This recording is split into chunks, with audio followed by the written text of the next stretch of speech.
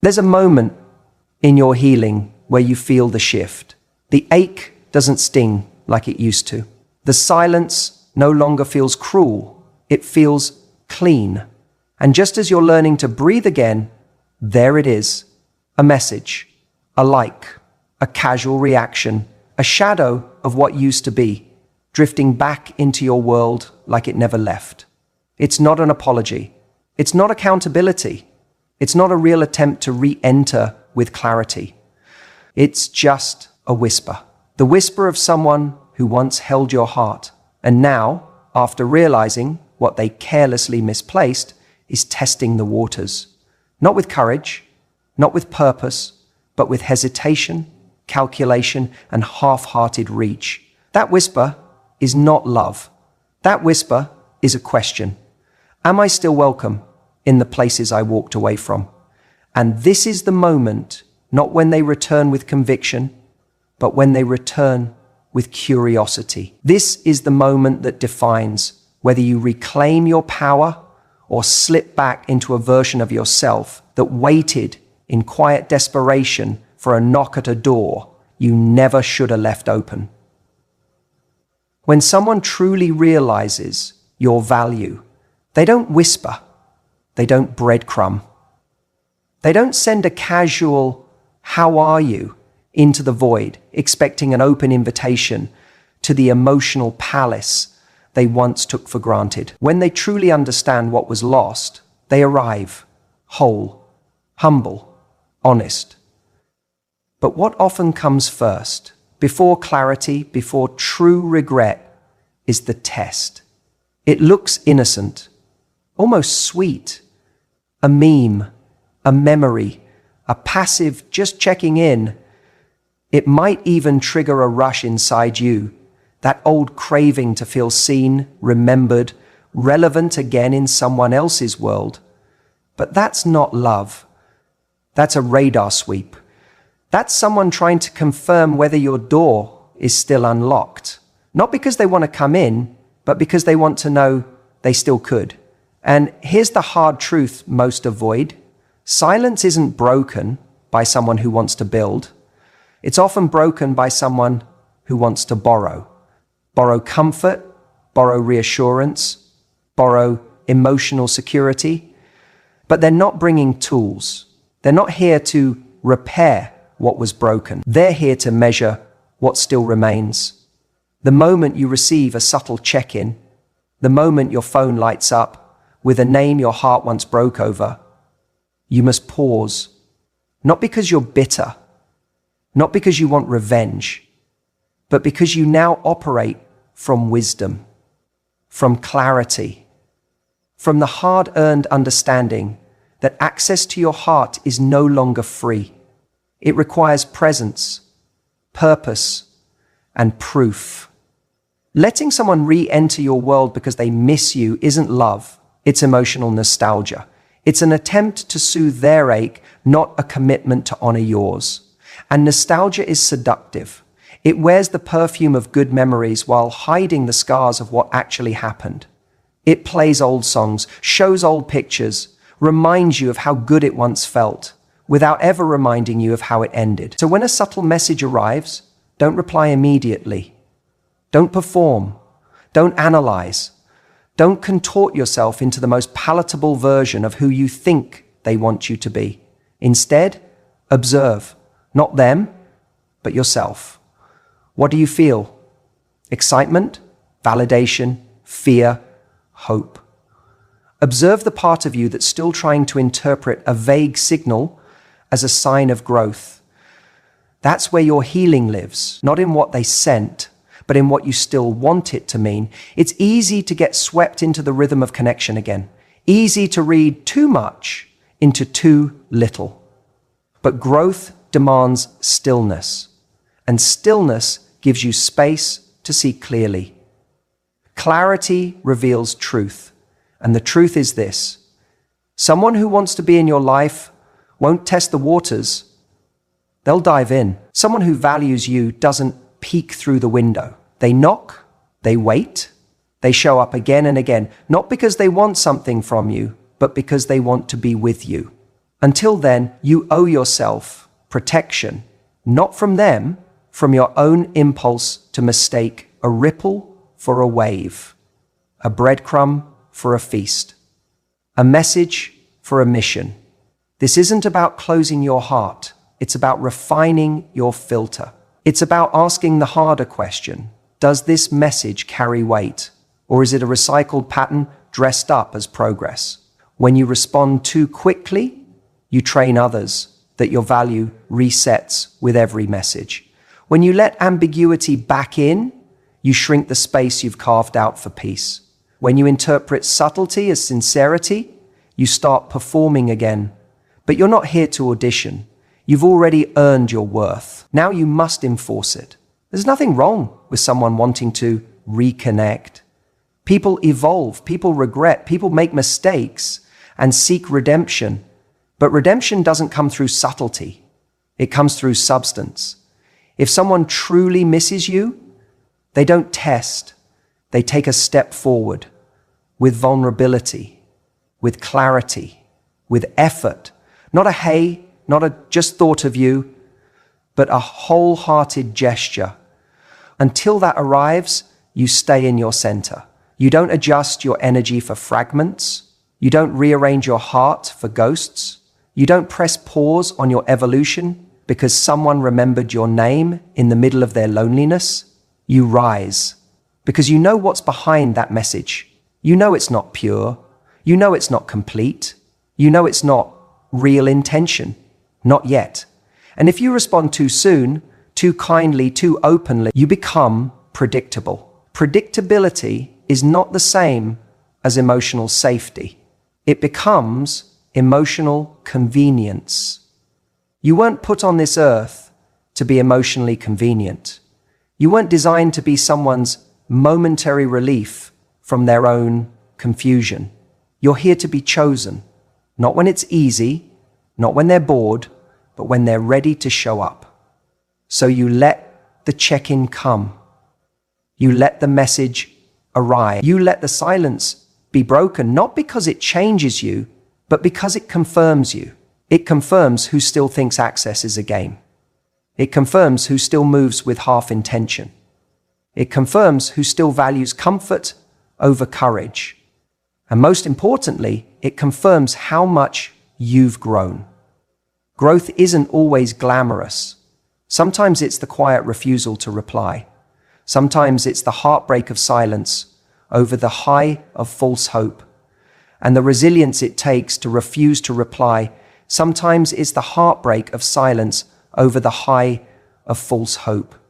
But each time you honor your standards, even in the face of old emotions, you rebuild your foundation. Stronger, cleaner, more sacred. You're not hard to reach. You're hard to impress. You're not cold. You're clear. You're not punishing anyone. You're protecting your peace. That message may stir old feelings, but it doesn't own your response. You do. You have nothing to prove. No chase to initiate. No softness to perform on demand. You are allowed to wait for substance. You are allowed to desire presence. You are allowed to say, this isn't enough. Not anymore.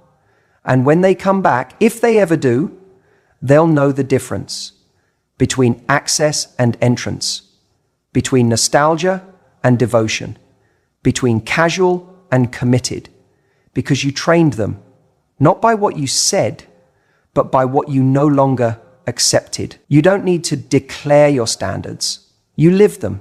You don't need to explain your silence. It speaks with power. You don't need to decode a message. It decoded them. And in that decoding, you finally see what all of this has taught you. Your time, your heart, your presence, they're not up for negotiation. So the next time you get a subtle check-in, don't get pulled into the past, get anchored in your present. Remember what you've healed from. Remember what it cost you to arrive here.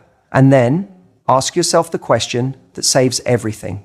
Is this the return of someone who's grown, or just the echo of someone who hasn't?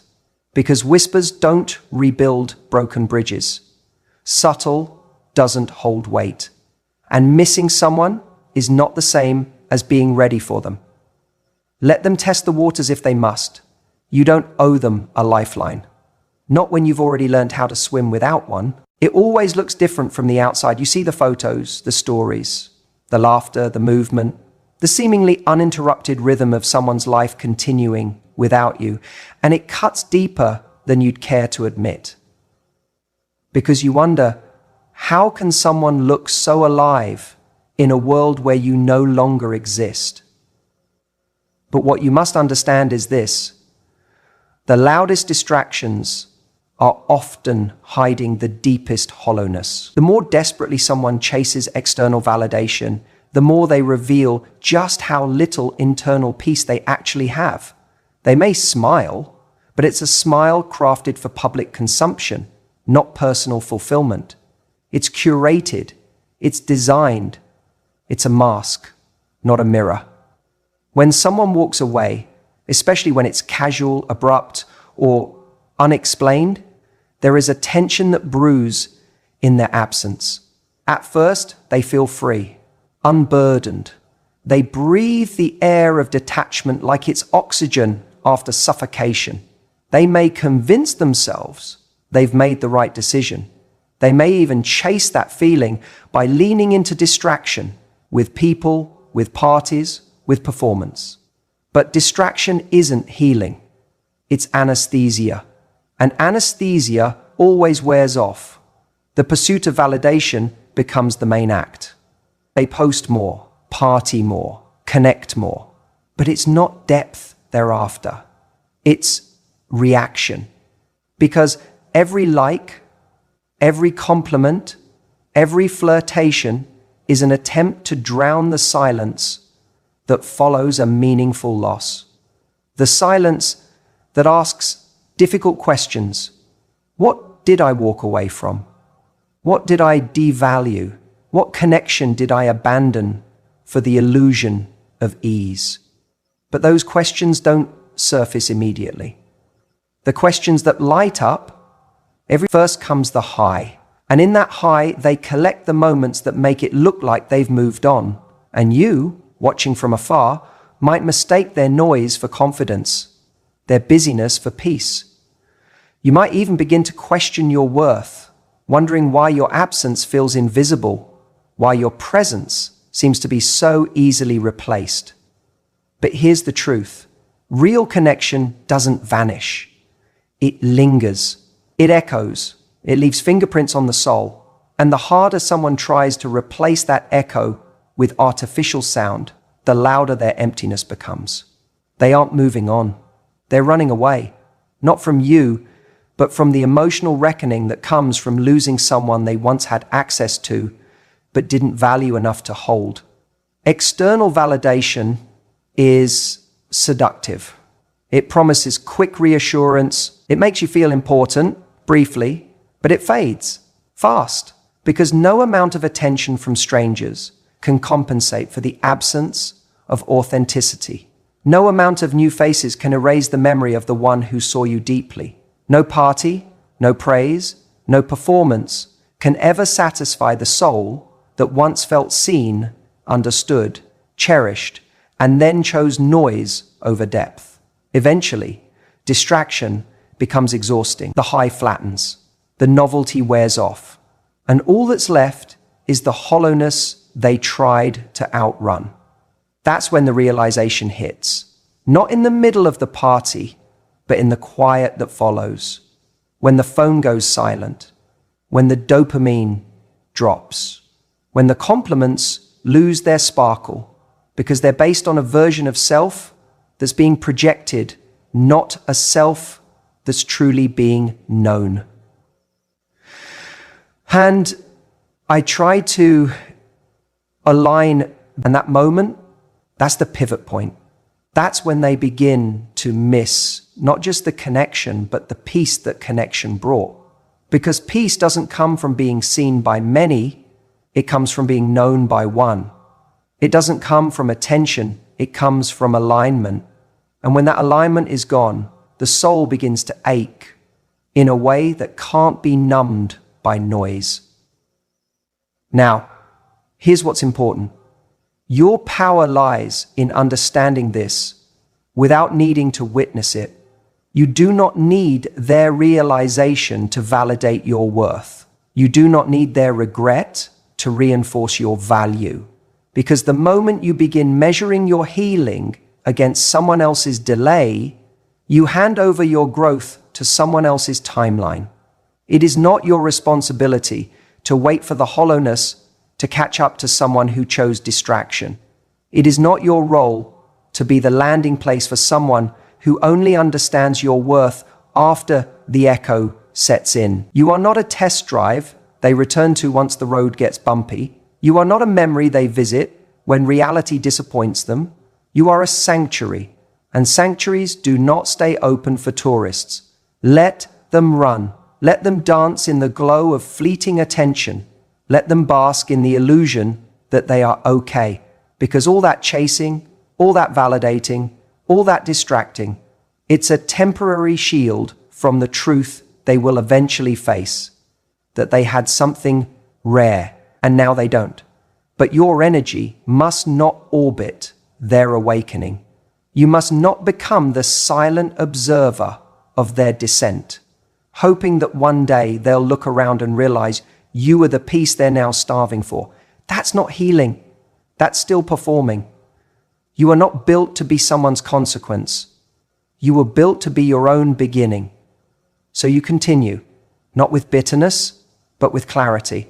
You don't compete with the noise. You don't try to be seen again.